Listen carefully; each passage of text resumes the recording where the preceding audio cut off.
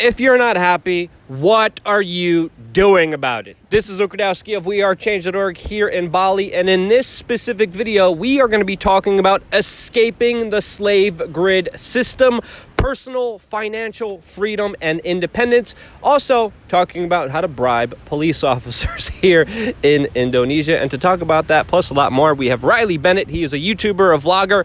His YouTube channel is called Living That Life. We just did a full, very long interview about the ins and outs of expatting to Bali, which is available in our lounge. The link to that will be in the description below. So if you do decide to check that out, it's definitely worthwhile. If you're planning to either live here or even visit here, it's definitely a must watch. But being in the United States, talking and meeting a lot of people, I find a lot of them just totally anxious, depressed, broke, sad, pitiful. I meet Riley. Riley doesn't have that problem. Riley, why don't you have that problem? We're going to talk about the traps in our society too in a little bit, but tell us about your life here and why you don't have the average kind of millennial problem that kind of the young people are facing in the United States. So, well, because I was there and I watched YouTube instead of TV, and I found other options. I found that being a digital nomad and living anywhere, in particular places like Canggu, Bali, or Chiang Mai, Thailand, I found out this is possible. So I was naturally ambitious and confident enough to go for it and figure it out. It's definitely figure outable. And I came to a conference in Chiang Mai, Thailand. Shout out Johnny FD of Travel Like a Boss podcast. I came to his Nomad Summit, met a bunch of other like-minded online entrepreneurs, and I figured something out where I can earn living from a laptop, and I just stayed out here ever since. Why not? I think one of the biggest scams in our society, especially specifically in the United States, is school.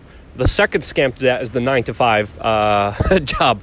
I am not a fan of those. And a lot of people, I believe, do get stuck in this kind of system reinforcing way where your parents have put pressure on you to expect certain things, that you need a college degree to achieve something. When I meet young people, even young people who have one semester left in their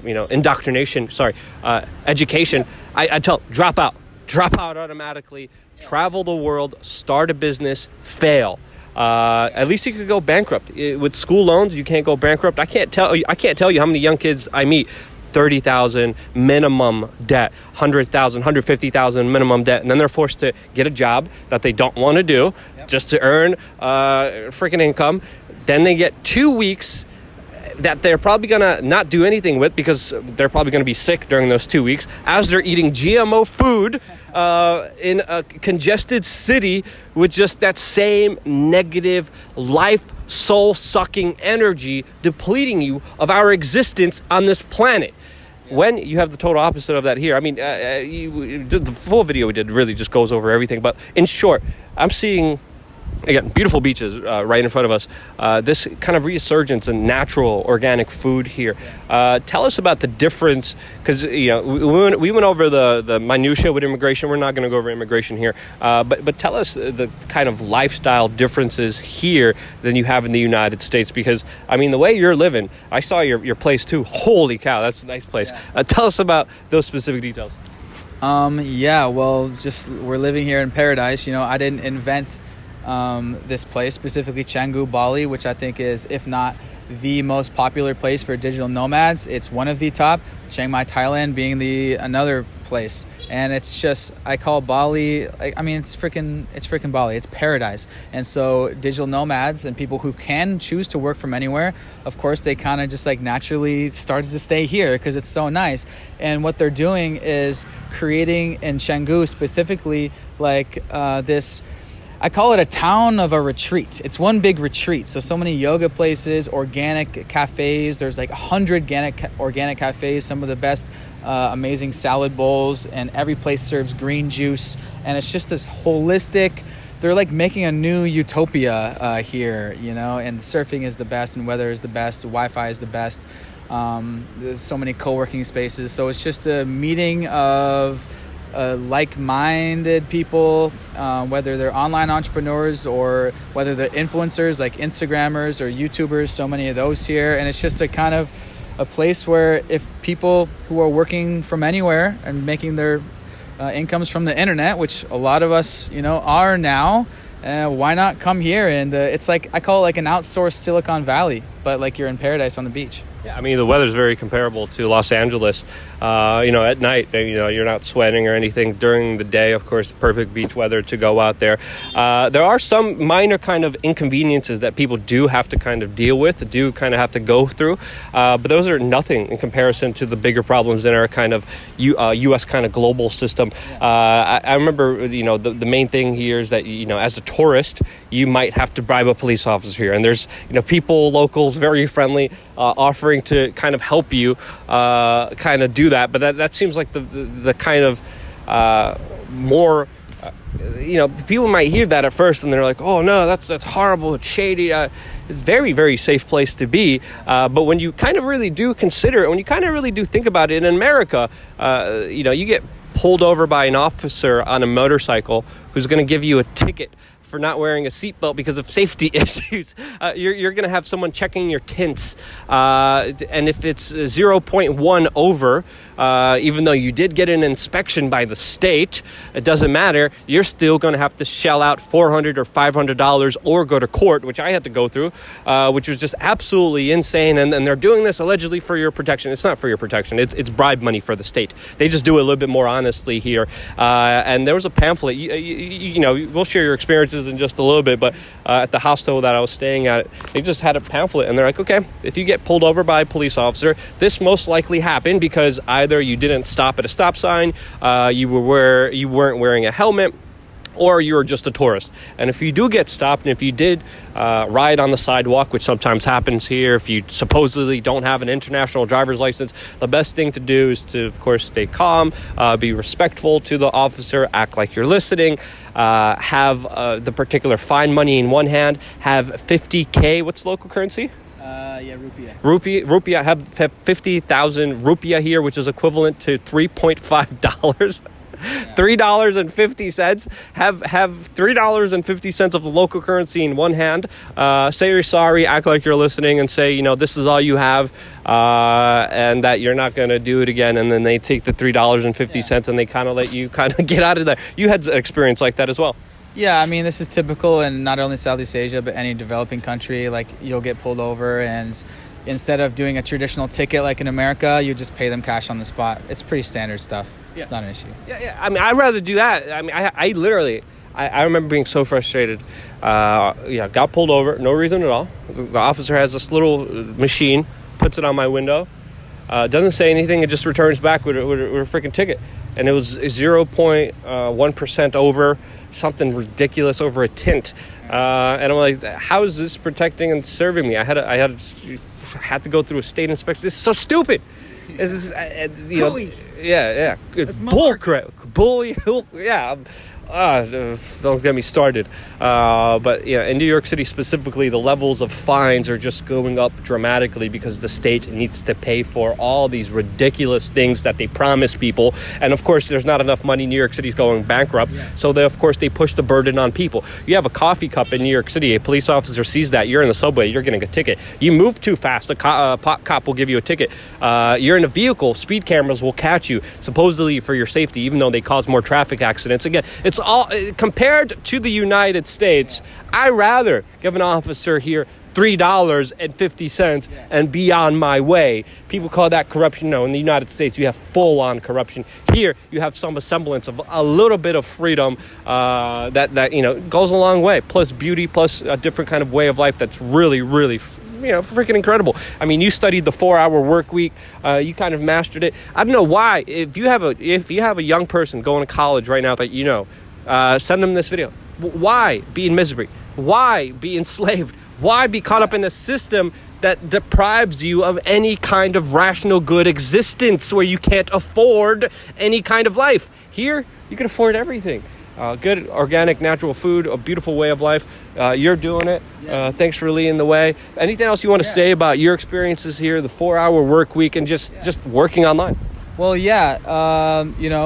working on, you just got to figure out how to make it happen. It starts with a desire With this YouTube generation, it starts with seeing what's possible. So for me, I saw other channels like Jabril of Passport Heavy, Johnny of Travel Like a Boss podcast, and I said, oh, they work online and they make all their money from a laptop and they're actually making great money. Okay, it starts with that.